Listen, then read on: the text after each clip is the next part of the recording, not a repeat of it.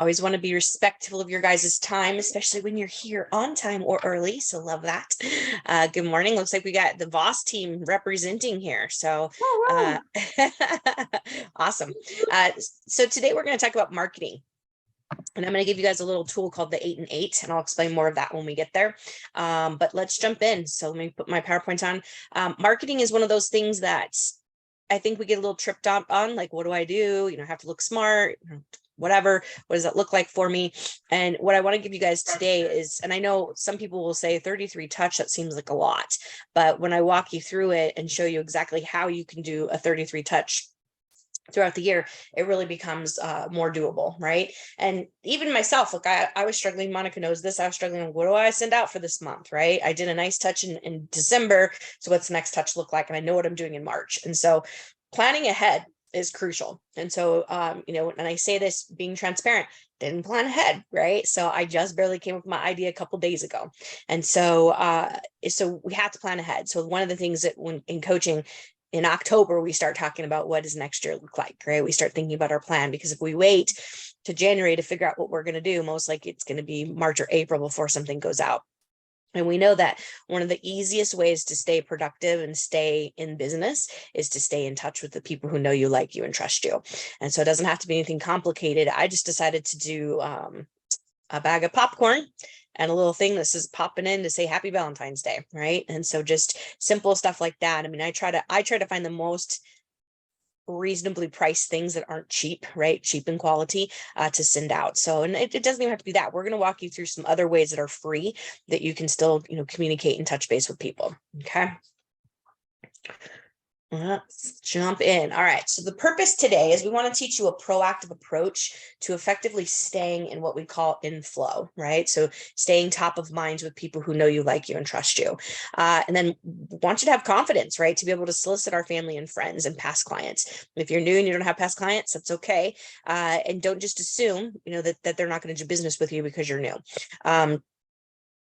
There's a lot of agents running around, right, in our marketplace. And so, and a lot of Tina's the lenders, a lot of loan officers out there, right? And so I think that agents, salespeople get caught up in I don't want to be sold, so therefore the people around me don't want to be sold. And instead, I'd like to challenge you to think about the people that are in your orbit, in your sphere. You care about them, right? You care about them. I have a transaction right now that one of the parties feels like everybody else is trying to, hose her. And I want to say to her that we're doing quite the opposite. All of us are trying to protect you and protect your interests going forward. And so that's a conversation I'm probably going to have with her today. And so we think about the people that are in our sphere, we care about them. And so we don't want them to have a bad experience. We don't want them to, buy a house that is landlocked, which is the situation I got going on right now. Right. So we want to make sure that they're taken care of. And so when we flip our thinking from I'm, the used car salesman, gross, salesy, whatever, to I come from a place of service and I have a heart of a servant. And so therefore I'm looking out for your best interest. And so if we do a good job with that, Kristen, why wouldn't we expect to get referrals? Why wouldn't we expect our family and friends and those who know us and like us and trust us to do business with us, right? Because there's a lot of ick out there. So we want to make sure we circle the wagons around our top 50s and make sure that they're protected, okay? So then the result is to increase your revenue. I know a lot of agents this last year ended fourth quarter kind of with their tail between their legs, right? And as I've said in a couple classes, I've likened this change in the market. And by the way, I'm going to stop saying it's changing because it's already changed, right? We're here. Okay, so prices have come down. All those articles that you see speculating, I think we're already there. I've heard some chatter from some people that things are picking back up, multiple offers on things, lots of people coming through open houses. It's already here. And so when we think about what happened last summer, we should have probably acted then, right? But we were like the pirates on the shoreline, or the Caribbeans on the shoreline. Weren't expecting the pirates, right? Oh, I just listened to Monica. Did you watch? Were you listening into Tony Robbins? There was a clip on Ellen. It was on the Ellen show. I remember a couple of years ago, the thing that was going around with the laurel or the whatever it was, the dress that was you either saw blue and white or gold and white. Remember that thing that was going around a few years ago? Well, she played a sound bite of something, and it was really quite fascinating. In fact, hold on, I'm gonna deviate here for a second and play something for you guys that ties to what I'm talking about right now. This is a real quick little video. Let's see if I can find it. There we go, selective attention. Just a quick little 50-second, which, did anybody watch the Tony Robbins thing? I know Tina had signed up for it. I had to catch it on replay most of the time, but it was still the replay on the 5th day. That one kind of kicked my butt a little bit. So, but check this out. This isn't the Tony Robbins thing, but this is a thing on our selective attention. Us to aim higher. We have 300. This is a test of selective attention. Count how many times the players wearing white pass the basketball.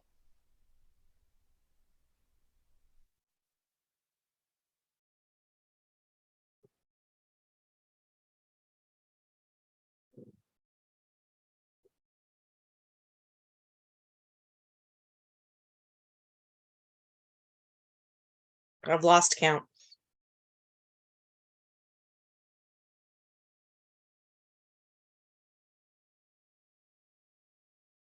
How many passes did you count? I lost count. How about you guys? The correct answer is 15 passes. But did you see the gorilla? Yes.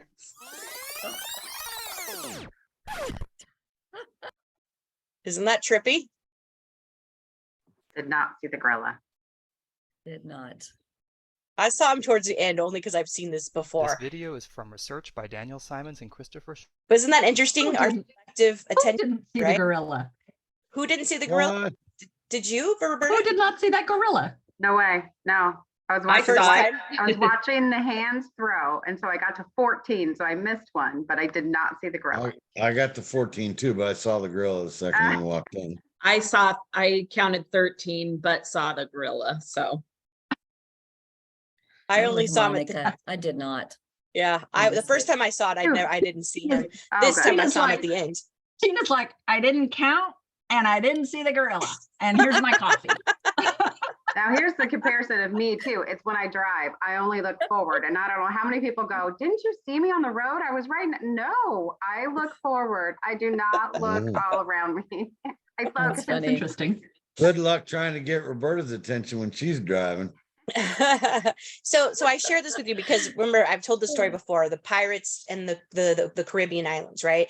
That the pirates were storming the beaches. The Caribbeans had never seen pirates. So just like us not seeing the gorilla in there, they got taken by surprise. And so that's what I think happened last summer. And that's why I think a lot of agents are struggling starting the new year is that, crap, I didn't pivot last year. I was waiting, I was watching the pirates come ashore, right? Or counting the basketballs, and I wasn't paying attention to what was happening around me. And so right now, it's really important that you guys circle the wagons around your top 50, lean into that and make it happen, right? Because we know that 13% of the population moves every year.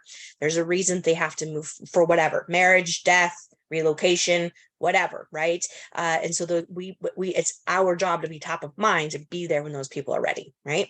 And it's only a moment's notice. If you would have told me, when we moved that we'd be coming back, I would have laughed at you. I would have said, it's not going to happen, right? But here I am, okay? So it only takes a moment's notice for things to change. All right, so jumping back into our materials, thanks for indulging me in my fun little exercise there. So your network and sphere. So we're going to talk about your prospects, right? And so the prospect is someone who is that, right? Their possible prospect. Then we have our network and our sphere. So I call it your sphere of influence. You'll hear me say top 50. Top 50 and sphere are similar. Top 50 are 50 people you've identified who are your rock stars, all right? They are evangelical about you. They're not going to let anybody do business without you, and they're going to refer you. You could have someone in your sphere, right? I have family that I won't do business with. They're in my sphere, they're in my family, but I choose not to do business with them, okay? And you might have people like that too in your sphere that, I have to have an arm's distance from you. I don't want to be involved with you in business, okay? That's fine. You're gonna have that. You're gonna have a past client in your database that maybe you don't ever want to work with again, right? They're in your database, they're a past client, but they're just ick and I don't want to work with them, okay? So when we talk about top 50, that is a very specific targeted group of people. It's not 51, it's not 25, it's 50, right? And then we have the rest of our sphere, okay? So we're gonna talk about a 33 touch today, and you need to have some dialogues. And so we'll go over that. And then what is that? What do we need to have? So got to have a list of people I haven't tuned into much of the KB core stuff yet, so I'm excited to dive into that. I think I'm finally over my bouge disappointment. Guess I don't have a choice, right? Because KB core's here, but everything I'm reading about it sounds pretty amazing. So we have our CRM. And then we have our value touches. So we're going to talk about 16 value added touches. But birthday cards, birthday cards are, if you don't have the money to do a birthday card, send a call, right? Send a quick text that's a video, so you singing your version of happy birthday to someone. There's no cost to that. And I will tell you that when I have made clients cry because I was the first person, not even their children, to call them on their birthday. Okay. So it is a super, super easy touch that is incredibly effective. I use send out cards and get it, try to be budget conscious. I think send out cards is super cheap. It's like $18 a month for my subscription, which then gives me a discount. I think I pay about $2.25 a card. I can go in and customize that card. And I've done this for all kinds of things, weddings, deaths, animals passing, birthdays, just milestones in people's lives. And it is a really good wow factor because they're not going to throw that card away, right? They're going to hang on to it. In some cases, they might frame it. And what's going to happen every time they walk past and look at the card? They're going to think of me. Okay. So really powerful. And I wasn't a big fan of send out cards until I started doing the customized stuff. You could do that for anniversaries of purchase. I did that not that long ago for a client that I had taken a picture of them kissing out the front of the house, the 1-year anniversary. I sent that to them. What do you think they did? They took a picture of it. They put it on Facebook. They tagged me, best realtor ever. All right. Simple thing. Okay. So then we're going to talk about holiday cards. I don't care which holiday you pick. If you're not, if it's not Christmas, that's fine. Pick another major holiday. It could be 4th of July, Thanksgiving. People don't send Thanksgiving cards out. So does that make you stand out? Something to think about. Mother's Day, Father's Day. And I would even take this a step further and talk about Grandparent Day and Step Parent Day. There's a lot of grandparents out there doing double duty, raising their grandbabies. And so if you take the time to recognize that, I don't remember what day it is, look it up. There's a National Grandparent Day, also a National Step Parent Day. Having been a step parent, if someone would have recognized me on that day, it would have been nice, because I always got told, you're not a mom, so Mother's Day doesn't apply to you, right? But those of us with stepkids know that probably one of the hardest jobs there is to be a step parent. And then of course, thank you cards and follow-up cards. And so if you haven't heard from someone, sending a card or even just a thank you card, especially if you get referrals, right, or have any interaction with them, they came to an event, we want to send out thank you cards and keep in touch with them. So that's kind of a quick overview, but let's go ahead and dive in a little bit deeper. So advocates, these are people who know you, right? They know you, they like you, they're evangelical about you. Okay. So when we think about evangelical, like this is your peeps, right? This is your tribe. Okay. These are the people, like, they're not going to do any business without you. Okay. And the people they know, they're going to refer to you. This is our top 50, right? These are the people that are our rock stars. Okay. We want to love on them differently because they're raving fans that are out there bringing you business. Okay. So when you track your top 50, you guys have, I think, Roberta, you have access to this being a coach in training, the top 50 tracker that Workman put out. And so it literally gamifies it. So you can score yourself on your top 50 of who did you actually touch that month. And then at the end of the year, top 50 is organic, right? It's not a permanent list. People move away, people die. Sometimes they don't refer you, and that's okay. But we need to find out why. Why didn't they refer us? Are they never going to refer me? And then you're not on my top 50. Right? I only want people in my top 50 who are interacting with me and doing business with me. One of Nate's top 50 is actually she's not a past client.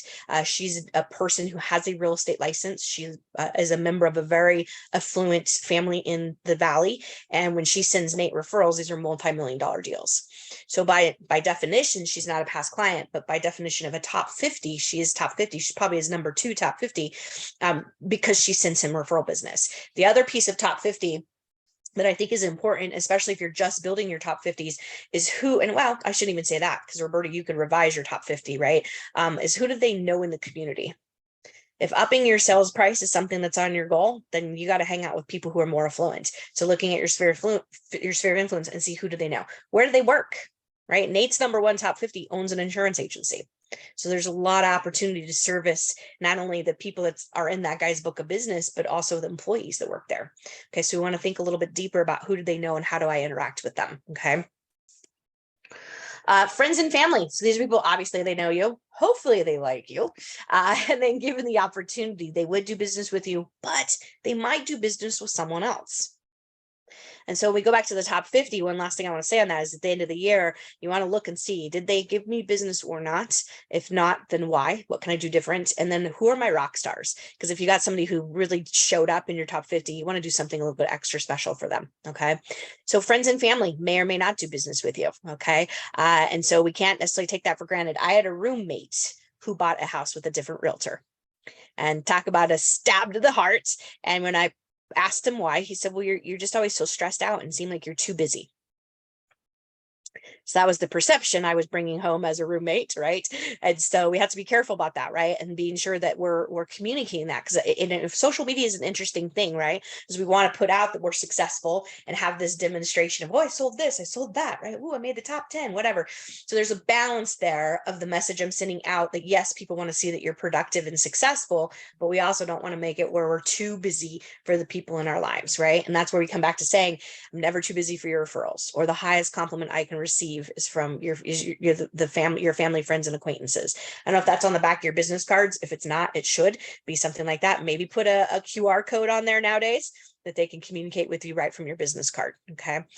So we got to ask, though, he who does not ask does not eat, right? And it doesn't have to be a gross way. Just, hey, I'm never too busy for your referrals, or I heart your referrals. You guys are doing a blood drive. Love that. And so what's the tie back to the heart, right? And the referral. So are we asking for referrals as a result of doing that blood drive? So past, present, and working relationships. So these are people who have discovered what it's like to work with you.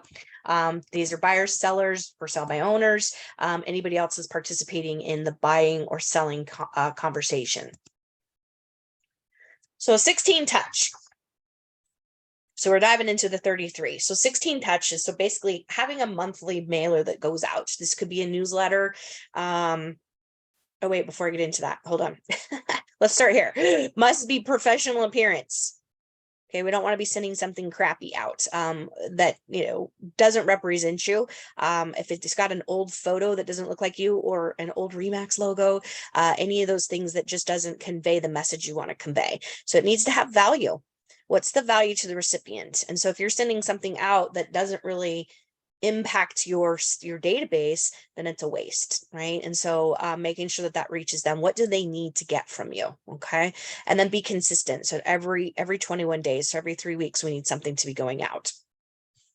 So some things here, examples of mailers. So you could do a newsletter that includes things like a recipe card or homeowner tips, inspirational stories. I don't know if it's on the rest of my slides. Yeah. Okay. So this is on page 7. Just going to go through all these here. So newsletters. I'm hoping that the KV Core system has some kind of an email type newsletter like Boosh has, but if you want to take a newsletter and go further with it, like what Nate and Frank and even the Claytons and a few other people have done consistently, as a newsletter that actually goes out in the mail. Barb Henderson used to do this in Stetson Hills, and she would pay someone to hand deliver it on a Saturday. And that guy actually got appointments for her. Why a Saturday? Because people are out in their yard. They're doing yard work. The kids are playing in the street, right? They're washing the car. They're doing whatever. And this guy came along and he was very chatty, had him the newsletter, and he booked appointments for Barb. So it was pretty cool little way just to up the game with that. So you could have homes that you've sold, homes that you've listed, your average days, price, average days to offer, and how long it takes you to close, a book of the month, right? You could start a book club, recipe, having a quote, some kind of a tip, inspirational stories about your people in your database. Right. We used to do birthdays, and we used to do, if someone had a baby, we'd put them in there, we'd highlight these things in people's lives. Or you could have a client of the month, and then any updates about you and your family. I always try to do that when I do, when I send my mailers, is just touch on something about you. They need to be able to connect with you. They need to be able to relate to you as a human being. And so, having just something, doesn't have to be deep personal, but just something that highlights, what's going on in your life. Okay. The positives of that, or maybe you have some hobby, maybe you like to garden, or, whatever. Right. So that could be something you could pop in there. Whatever it is that you're sending out, make sure that it represents you and you feel good about it. Because if you hand someone a card and they say, oh, look at the picture. Oh, I hate that picture. Well, that's not the vibe you want to be putting out, right? So make sure that whatever it is you're sending out really conveys who you are, and it's something you're proud of. Okay. The materials say tier 1 agents should not consider a monthly newsletter. I disagree with that. A tier 1 agent is an agent that's first year in. I disagree. I know too many agents and teams that have done newsletters and had very high effectiveness with that. And so I disagree. Maybe it's because of budget, but you got to be able to get in front of people, and a newsletter is a really nice, effective way to do that. All right. So continuing on with our 16 touches. So birthday cards to both spouses, partners, I would even say children or pets. Again, being a step parent, but I have all these furries. If someone were to send me a birthday card for Diego's birthday, it's going to go a long way, right? It's going to go a long way. And so pay attention to those little details. Social media gives us an opportunity to collect data on people that we didn't have prior to Facebook becoming a household name, right? Who would ever thought the word post would become a household name? So post on Facebook. So we have an opportunity to really jump into people's lives that 20 years ago might take you a couple years to develop those type of relationships. You can learn their favorite restaurants, their political views, their dog's name, like all of that stuff comes out in social media. Okay, and then Mother's Day, Father's Day cards. So again, really nice touch here. We used to do phone calls. Kina, you probably remember this. We would call the husbands before the anniversary, about a week out. Like, don't forget, it's your anniversary coming up. And so that was part of our touch, right? Was to make those calls. And how many dudes were appreciative of that, right? Like, oh my gosh, thank you. You just saved my marriage. So other ways that you can make touches there. Holiday cards, again, pick a holiday. A lot of us get sucked into the Christmas holiday. Maybe you do something different. Just make sure that it represents your audience. Thank you. We're thinking of you. So once a quarter, we should be talking to the people in our database, right? Especially our top 50. And then that's a great opportunity after you have the conversation to follow up with a note card, right? It was great talking with you today. Here's a few of my business cards. If you hear of anyone thinking of moving, or Rick, if the conversation was deep into something, go on Amazon. If you talked about them being single, or empty nesters, go on Amazon and drop ship them a book, How to Become an Empty Nester, right? When you could do it, is this a gift? Yes, put a little note in there and send it out, or buy the book, go do a pop by, take them a cup of coffee. And I was just thinking about you after our conversation, right? That is a wow factor, you guys, because you were listening, and then you took the time to develop the relationship and go further with that and show up with something that could be helpful. And I use just empty nester. It could be, we're taking a trip to Europe this summer, or, whatever, right? Or, someplace that they need to speak a new language. So you take them, I don't know, Spanish for dummies or something like that. So it's the point that you were listening and looking for ways to deepen that relationship. Who is it? I think it was a president that said this, that people don't care how much you know until they know how much you care. And so that's how we can take that a little bit deeper. So phone calls, so again, once a quarter, and then we want to be thinking of them. So give away something. If you guys are doing a blood drive, it's a great opportunity to make calls to people because you have a reason to call them. I think this time of year is a great time to call people in general, just because it's the new year. Happy New Year. What do you got going on? What are your goals for this year? Right. So making sure we stay there. So phone calls, we talked about that. Here's some samples of some things that this is what Frank, I don't know if he's still doing this now that Jeff's taken over, but this is something that Orlando designed for Frank. It was his newsletter. And again, very effective. Front page always had something from Frank, right? An article about the market. I believe Nate's newsletter still does this too. I don't know who's writing that article, but it used to be me, but I don't know who's doing it now. And then they had a spring cleaning contest. They had to connect with them on Zillow, which you guys know how I feel about Zillow. And then down here, how do I get a free evaluation? So there was a call to action, right? Call to action. We want to hear your review. Call to action. They were doing a giveaway. Call us so we can update your information. We're going to give away an Amazon card, and then free evaluation, another giveaway, right? So we'll call to action. And we think about marketing, think about the Twinkie.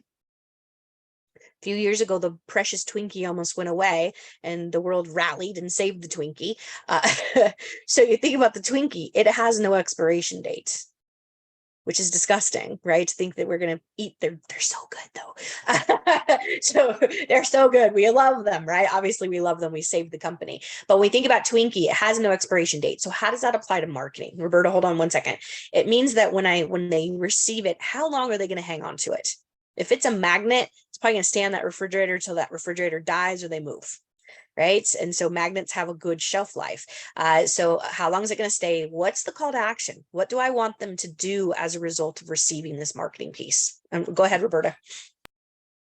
Just curious if you And somebody in our universe has done any statistical analysis on which newsletter works better, because we do an email newsletter, doesn't always get a lot of opens, but it, it does get That's it. opens, but not that many.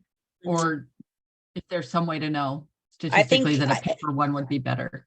statistically, a paper, I probably don't have a statistic on that, but if you were to look at, like, take the Claytons, for example, they're solid production every single year. They do about the same amount of business every single year. Now, do they want to grow? Yes, but their base is their newsletter. That is the one thing that they have done consistently for almost 20 years that they've been in the business. They started out day one doing the newsletter, and it goes in the mail.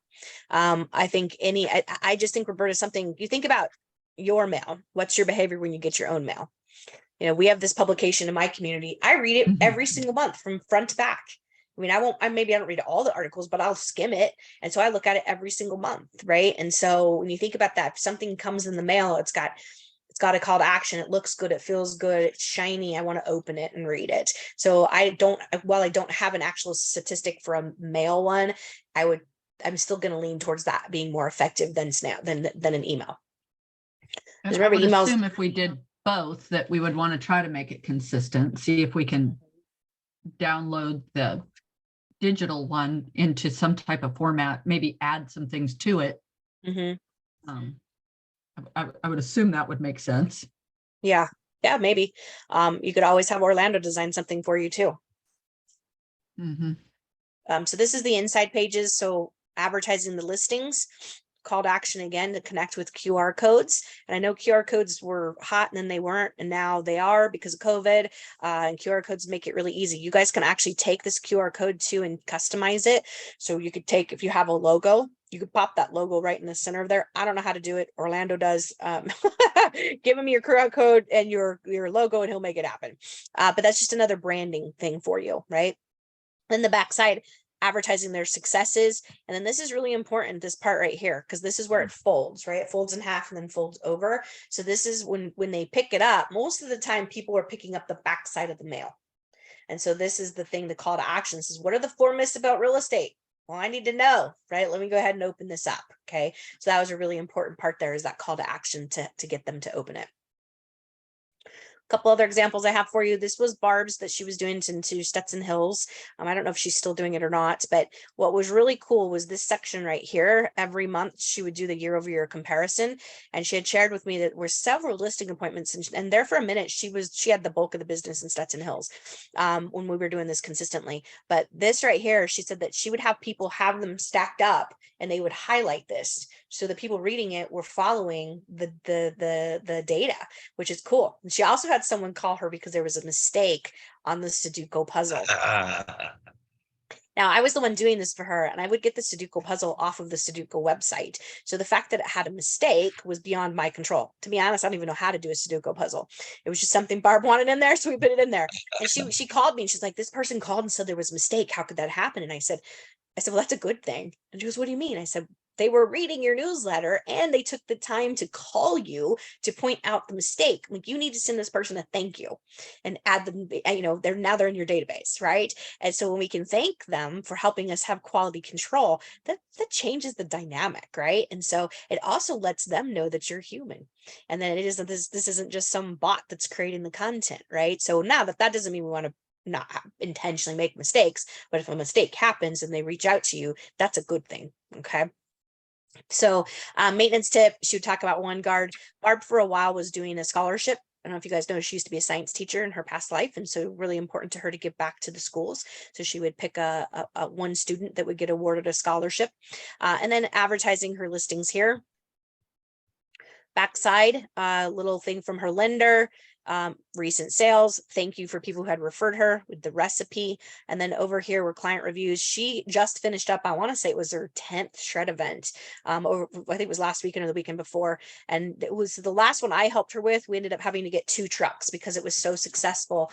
And the people in Stetson Hills, they saved up their stuff every year to go to that shred event. And then she parlayed it into a donation drive for Children's Hospital as well. So she had client reviews and then things that were happening in the area for people to go have some fun. see what else I got here for you guys. This is Nate's every door direct postcard. This gets done by a company called I'm sorry, REM out of California. Real marketing. They're a Remax approved supplier. This piece is not cheap, so not something I would probably say for a new agent. You want to make sure you got the budget to do this because these guys, last time I was helping him with, it was about a $1.90 per postcard. It's effective, right? And they will only market into one area per agent, but pretty expensive, but nice looking postcards that Nate will send out. All right, so birthday cards. This is a sample of what Nate's look like inside of send out cards. And again, I try to customize this if I possibly can. He sets it and forgets it. So because send out cards is kind of like a database. So you can put their birthdays and anniversaries. And if you want to set it, it will automatically go out for you. You just pick your format and it'll send it out, which is also kind of cool. I just don't think it's as personalized when it's just a generic card. Still a good touch. And send out cards, you can actually do like little gift cards and things like that too, if you want to add to that. The other thing that they've done is cookies from home. So the 10 is branded. This is a nice touch. The only challenge is once the cookies are gone, no more shelf life, right? However, the 10 is kind of cool. And I don't know about you, but I'll keep a 10, even though I don't know what I'm going to do with it, just because I feel bad throwing it away, right? And so they might repurpose and put some buttons or something in there, right? So the 10 might have some shelf life, but it's a good touch. It just doesn't have that longevity that I would like to see with some of our touches. All right, we are not going to role play, but we are going to turn to page 9. Yeah. The cards, the personal touch, as you said, remember back in the day on our team with Nate, we would sign them at every meeting. So we could still do that as a team and have a stack of birthday cards with all of our signatures, FYI, since our team is here. Yep. We used to do that. We would start in like August, and every meeting we'd come to the meeting with colored pens and you would just sign your name and we'd go through a stack until we got them all signed. And back then that was what we were doing, like 3,500 cards for the year. We would all sign them. So who did we get those from? Gallery, I think, was the company. They were nice. They were nice cards. Yeah. So I think Nate now is doing custom stuff. Like he'll have Orlando design something for him and then has Barry printed. So, which the last one they did as a team was really fun. So if you could, incorporate yourselves into that. So now people will keep it. I got Christmas cards. So one of the things I did yesterday as part of my touches is I went through all the cards I got and took a picture and texted it to the person and said, thanks so much for the card, or this is my favorite, or whatever. And the ones that have the people's faces, I didn't throw those away. I don't know what to do with them, but I didn't throw them away, right? So they're in a box in my stuff, right? And so I don't want to throw it away, right? It's their beautiful faces. Roberta, you got something? Even though we've not launched a program like this, I'm looking for the right send out person to work with, but the card that you sent us for Quigley, it's still, it will never go away. It's always going to sit there. Yep. So yeah, it will always be there. Well, you won't ever hire me to be your realtor. I know, but I hire you for other things. So it's not good to just focus on the realtor side. You do it for I hire you for other things. We'll leave it at that. So one story I have about that, one of my past clients, she's in my top 50, her name is Mary, and this was about, I don't know, we were living in the house in Surprise. So 2 years ago, I'd posted a picture of Daisy May in this cute little dress. And truth be told, even though this is being recorded, Mitch is the one who finds my dog dresses. Okay. So just let that be known how much he says he hates her, but he buys her dresses. So he's the one that finds these dresses. So Mary had commented on my post and said, I can never find Pepe the right size clothes because he's so tiny. So what do? I tasked my boyfriend. I said, go find me the smallest Chihuahua clothes that you can find. So he comes home with a handful of them. I'm like, perfect. So I mail them to her. She does a post. She's like, oh my God, so thoughtful of you. She puts a picture of Pepe with this cute little sweater that Mitch found, and she puts it out on social media. Well, Pepe ends up getting sick and he dies. And so he died wearing the sweater that we bought him. Which I don't know how I feel about that.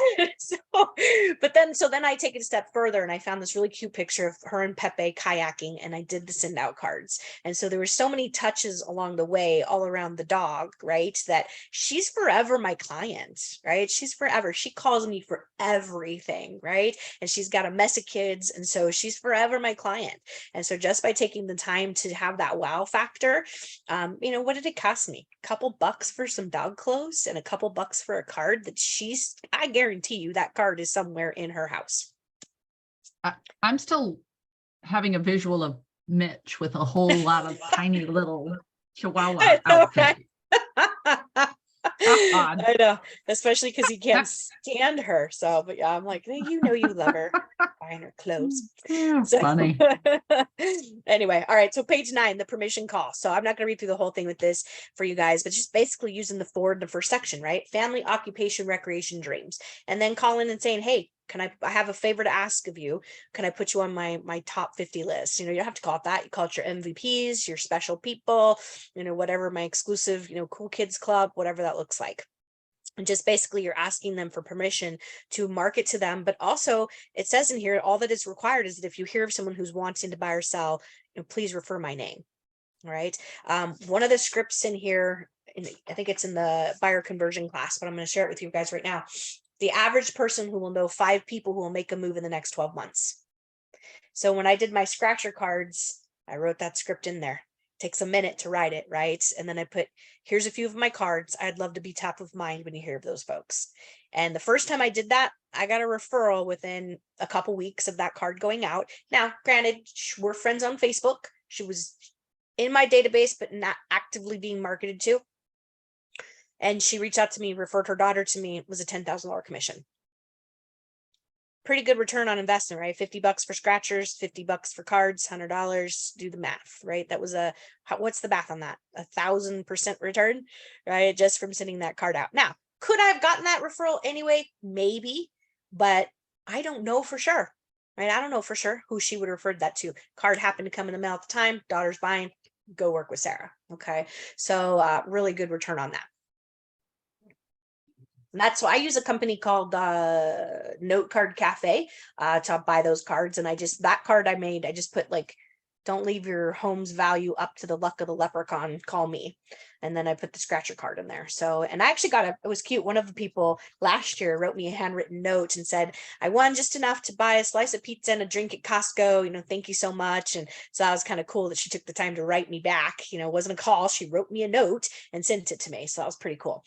So lastly here on page 10, so setting this all up, which we're going to talk about the 8 and 8 too, but create a list. That's the first thing you got to do, right? Sit down and look at your top 50. If you challenge me and say, well, I don't know 50 people, which that shouldn't be any of you on this call, go look at the last few people you text, right? Look at any deals that you've closed in the last 12 months. That's your base, right? Get started with that. And then look at your social media. I think most of us probably have more than 50 people we follow on social media. I was having kind of an attitude recently about all these realtors friending me. And then I was like, you know what? I need to not think like that. I need to think more of like reaching out to them and saying, hey, who's your referral if you go to Arizona, right? I'd love to be your referral person. Okay. And then also, who are our mutuals? So developing those relationships a little bit more. I messaged everybody I met at R4 last year and had some really cool, fun conversations going back and forth. But to be honest, like I didn't really look at what markets they're in, right? I just met them in a breakout or wherever, right? And so really creating that database of people that you meet at R4, and are you nurturing those relationships from month to month? It doesn't have to be anything crazy, but it could still be some kind of a touch that you set up separate in your database that now becomes another pillar of business. Well, I don't know about you, but I'm very picky about who I refer to.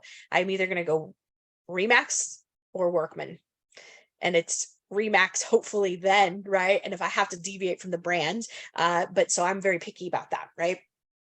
So having your list, make your call, have the permission conversation, put them into your database. And then the 8 and 8, we're going to talk about this on the next slide. The 8 and 8, I probably wouldn't do this to my database, and you'll see why in a minute when I show you. It feels very salesy to me. However, the 8 and 8, I'm actually using it right now. That's my campaign I'm doing in the Prescott Country Club. And I have had agents do this to a farm area and have some success from it. I think an apartment complex also might be a good place to market the 8 and 8 for buyers, because if someone's paying $2,500 a month in rent, they could be buying a home, right? And then your mailing. So have your thank you or thinking of you cards. And then you have, after you make your phone call, go a month out and start advertising to them and staying top of mind. I think you could, if I make a phone call, I'm sending a note card as a follow-up anyways. Okay. Just to solidify that conversation. So 8 and 8. So 8 and 8 was designed many years ago by a company called Hobbs Herder. Those of us that have been in the business a minute, we probably remember that name. They're a company that basically, and that's what they did, right? Is they did marketing. And so they put together this 8-week seller marketing campaign, and they sent it out to a group of people in the neighborhood, but it was a fake realtor, fake agent, so obviously never done business with them. And at the end of the 8 weeks, they surveyed this group of people that had been receiving these postcards consistently for every week for 8 weeks, and the vast majority of those homeowners said that they would hire this realtor. Think about that for a second. It's a fake person. They've never done business with them, obviously never met them, but yet after 8 weeks of this campaign postcard, or the postcard campaign going out, they said they would hire this person. And the same thing with the buy side. So you guys have, I'll just show you the sample here. This is postcard number 1. And so, sorry, postcard number 1. So what I did in mine is I just took this part right here. I choose to behave differently, right? And then to be continued. And so next month it's going to be postcard number 2. So I took exactly this, right? And so we don't want to deviate. I know some of us, I had one agent took it to a title company. I'm not going to say who, because y'all know who it is, or you know the person. And he was like, well, this is pretty aggressive languaging. I think you should change it. And I said, no, that's not the point of this. Okay. And I even found myself wanting to change it. Right. But I'm like hearing my own voice in my head say, no, Hobbs Herder is a multi-million-dollar marketing company. They know more than you. Trust them, copy and paste it. Right. And so this is actually set in Max Center. I don't know how that's going to look when we move over to KV Core. Orlando has actually set them as well with different, so like the front of the postcard with different, images that make sense to the back of the postcard. I will tell you, it doesn't make any sense to start this and not follow through. So it's not, you definitely have to budget for what that looks like if you're going to do it into a farm area. I think you could also take this and create an online campaign through social media and create just a boosted ad through social media to a targeted audience. So I think that's something that could be done. I don't know of any agent taking this class that actually has done that, but I would love for one of you to do it and come back to me and tell me what the results were. So yeah, because you can just take, I like that idea. Yeah, because then you don't have the cost of doing a postcard. You just have your cost of boosting the ad and making sure you have a targeted audience that it makes sense to. So, and there are for the buyers as well. So you have a postcard here. So same thing, could you go into an apartment complex or even take Arrowhead Ranch and pull up the last year of rentals, and somebody who's been in a rental 7-8 months might be time to be dripping on them to become a buyer. Right. So that's what's the rest of the examples that are in here in your guys' materials is the rest of the 8 and 8 campaign. It is in Max Center. Orlando does have it set. So should you choose to want to do something like that, I just encourage you to, it's every week for 8 weeks. And so you have to have budgeted that. It won't make sense to start the campaign and not finish it. Okay. But let's maybe see how it looks on social media, and run it that way and see if you guys get some hooks from it. So, because it's, again, very specific languaging, and I'll keep you posted on my end. This publication only comes out once a month, but I'm going to use the 8 and 8 campaign and see what kind of disruption I could be in this neighborhood. So, because the other ads that are running they don't have the Twinkie factor. Let's just say that. So any questions, comments, thoughts, any ahas? What are you guys going to run out and do for a touch this month? Well, this month is over. We've got our whole team. Next month, we're obviously doing the blood drive. So we're in the process of inviting people and touching them that way. Awesome. I think a good touch is to have our thank you cards ready and signed to mail right after. Well, yeah. Yeah. And then I'm actually working on my top 50 so that I can have all those birthdays in there and everything. Good. Okay, Roberta, what were you going to say? I know Monica this last month already reached out to her connections from last year's R4. You have, right? Mm-hmm. Yep. Yeah. And which I is need the second touch. Since I still need to reach out to them, and I reach out to the B&I people that I can connect with, and I reach out to the people that we met with last year. So I still need to do that. But that would be my touch for this month also. Yeah, I was lame with Okay. my R4 touches. I just sent an email, but I did get some engagement. So one lady was like, let's go out, because we met at a rooftop party. She's like, are we going to be at that rooftop party again this year? So she was a hoot. We had a great conversation. So yeah, just making those connections. And like you said, Rick, work your top 50, create it. Social media does give you a great opportunity to collect birthdays and anniversaries. When you guys do this blood drive, have a buck slip that they can update their information. Make sure you have the correct email, make sure you have the correct phone numbers, connect with them on social media right there. And then we always want to have the last question is, do you know of anyone who's thinking about buying or selling? You would be amazed how many times you're going to get a yes. So we used to do this at the office meeting for a hot minute. How many of you agents know someone who might be a good fit for Remax Professionals? And it was amazing to me how many of you took the time to write a name down, right? And so we should do that again. So right, because if we don't ask, they assume that you're doing well. They don't assume that that you need them. And we should constantly be reminding our database that I am never too busy for your referrals and that my business relies on your referrals. All right, Tina, what about you from your perspective in the lending world? Wow. Well, lots of good stuff, Sarah. One of the things I wrote down was pulling up the rentals and start dripping on them. I mean, that's a fantastic idea, especially, from our perspective. But, I just like the idea of, the top 50. And for us, we're looking at, obviously not only borrowers who have used us, in that group, but also realtors who are in our top 10 or, what have you. So yeah, love it. I always love it. Yeah. Good. Yeah. Good stuff. And the same thing applies to you. You want to get a borrower to refi with you or refer you. Birthdays, anniversaries, things like that are super important. That whatever we teach in this realm of the sales still applies to the other side of it too. Yeah, absolutely. That's why I love coming to these meetings. Just because I'm always learning something, not only what you guys are doing, but also like what we can implement here. So that's why I'm always here. But I love that it's the Roberta Voss team today. Like, wow, guys, no wonder you're always in the top. I mean, seriously, congrats. I think the only one we're missing is Janae. Sarah. So. She was at an appointment this morning. She apologized for missing. She had another appointment. No worries. So Thursday's the office meeting. I think we got fraud and something else. What was the other thing they were talking about? Fraud updates and something else. And then I think a little bit more on KV Core. So are you guys going to use KV Core, Roberta? Yes. Okay. Yeah. All right. Cool. Yeah, we've been just waiting for it. Yeah. So I think Alex is going to R4 to get some more training, and Junior is for sure. I think they're going in for that day long training for that. And of course they'll come back and teach us as well. So lots of good stuff. Hopefully this is our final CRM and tech thing that we have as Remax, because it's been a long road. Breath. Yeah, right. I mean, there's always something new. It may be 5 years from now, it may be 10 years from now, but there's always something new.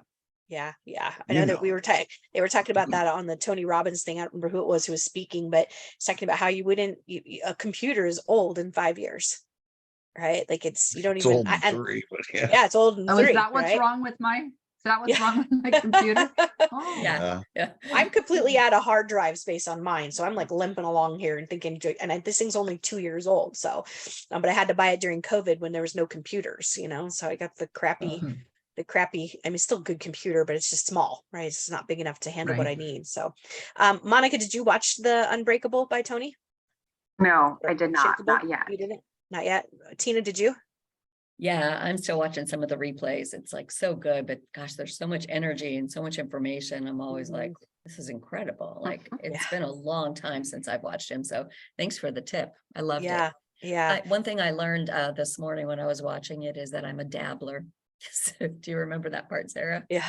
It's like if I'm not taking good notes, right, and I'm not taking action on something, I'm just dabbling. I'm learning things, but I'm never really perfecting it. So. Yeah, I think it was. So I really liked the relationship day when he talked about that. And I think that applies even to just life in general, right? Not just even romantic relationships, but he talked about the 4 horsemen. I've got notes here, so I can tell you what so the 4 horsemen are, where's my notes? Criticism, contempt, defensiveness, and stonewalling. And so you think about this even from your team perspective, right? If they say that criticism is the slow kill, is the slow kill of a relationship. And if you've ever been criticized, like, it doesn't feel good, right? And you get defensive and you get pissed off, and then you stonewall, right? Or you might become, might have contempt, roll your eyes, right? Be disrespectful. And then of course, being defensive, and then the stonewalling is basically withdrawing. And so I think that, I think about it from a relationship, but I also think about it just relationship out there, right? And how we interact with our teams and the other people in our lives, right? How are we feeling about our effective communication? So I thought it was good. I don't think I can't sign up for the 12 hours on Zoom. I just can't do it. Those are Robin's Four Horsemen that is that it was actually from somebody else. No, it was some couple that has done like 25 years of interviewing couples, and they came up with that concept. And so they have like the a Four Horsemen of what? Of relationship. So of relationships. Mm-hmm. Yeah, so just talking about what kills a relationship. And so the things in common, the Four Horsemen. So criticism. So Four Horsemen of the apocalypse of relationships. Or there you go. There you go. I think of Four Horsemen and it's that terrible shot that will just wreck you and make you really hungover, which kind of applies to relationships too. True. Never even heard of that. Yeah, so it's a nasty shot. Criticism, contempt, defensive,ness, and stonewalling. So yeah, so it was pretty cool. Let me see if there's anything else that I wrote down that's worth sharing with you guys. He's real big into giving, right? And so Tony talks about how he was down to like his last $20 and he gives it away. And just like, but then the next day a $1,200 check shows up in the mail, and how that was just a moment for him that really solidified that giving is the way to get to prosperity. And so I love that, right? And I think all of us are pretty generous people, with what we do with Children's Hospital and the other things that we participate in. So it was good. I definitely want to go to one of his events, but I can't do 12 hours on Zoom. Like, that's just for 5 days. I can't do it. It was hard enough to do 2 hours. Right. I just want to comment. It's not just about the giving. It's about mindset in its entirety, that we live in that world of abundance. You say that all the time. But when you said that $1,200, it reminded me of a story of our oldest daughter, Carol, who was in New York and locked herself out of the apartment. Oh, no.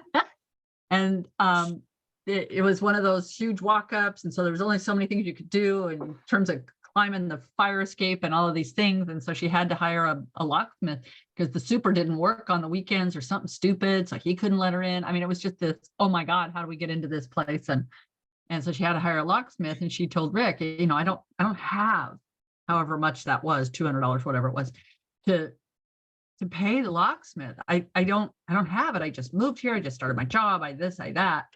And he said, just chill out. Get your mind straight. The money will appear. Don't worry about it. And no shit. Sorry, you're recording still. The next day in the mail, she got a check that covered that. Mm-hmm. Because somebody needed to pay her still for some work she did that they hadn't paid her for. They forgot. And then they sent her the check. Yeah, it was pretty amazing.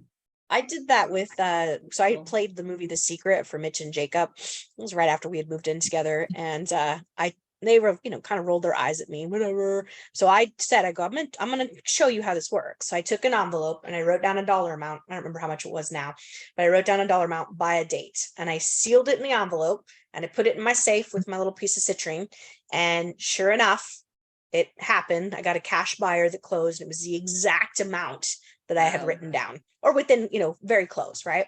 So I took it, showed it both of them. So here you go, here's your proof.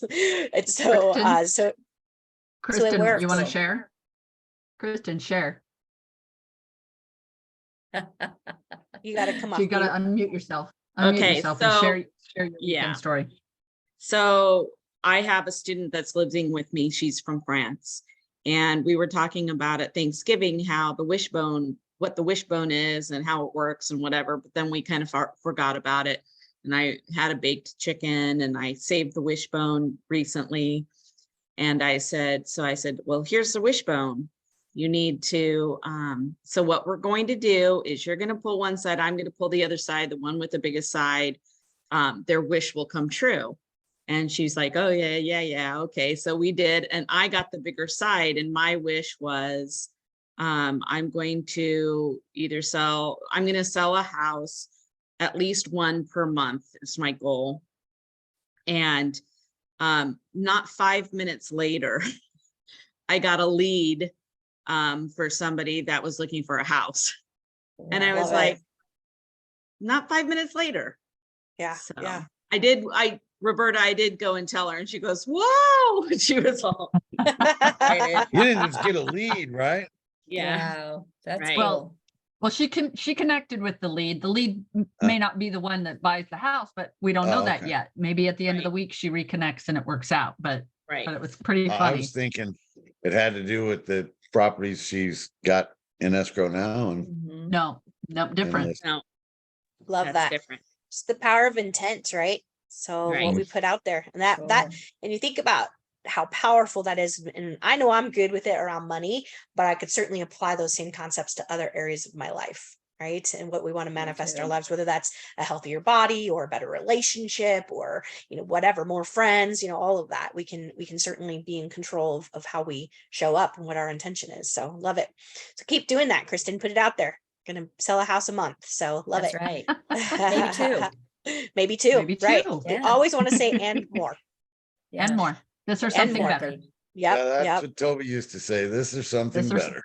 Yep. There's This or something better. something better. Yep. Yep. Cool. Well, thanks for sharing and going off topic a little bit there. I will see you guys on Thursday at the office meeting. Sounds Yes. good. And next week we'll be back for more momentum. So, Awesome. Bye, Wonderful. guys. all right, Thanks, guys, if you need Sarah. anything, Great reach day. out. Otherwise, have a great day. Okay. Thanks, All Sarah. right. You're welcome. Bye. Bye. Bye.